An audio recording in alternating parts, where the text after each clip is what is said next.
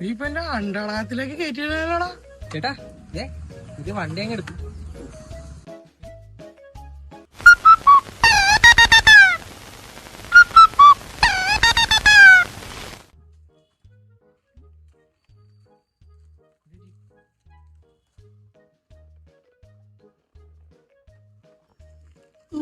ഇത് പുതിയതല്ലല്ലോടാ, ഇത് second hand വണ്ടിയാ.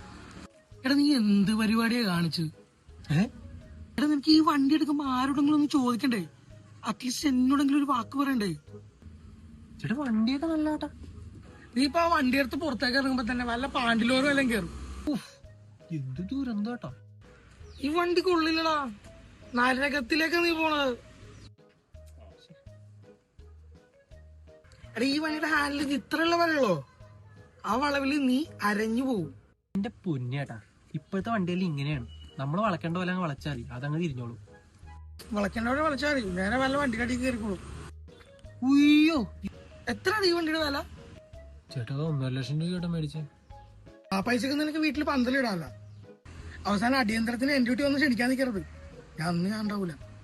എന്ത് വർത്താനോട്ടി പറയണേ? ഞാൻ പറഞ്ഞ കേക്ക്. കേക്കോ നീ? അവന്റെ ഒരു കോപ്പിലെ വണ്ടി വിറ്റ് കളടാ.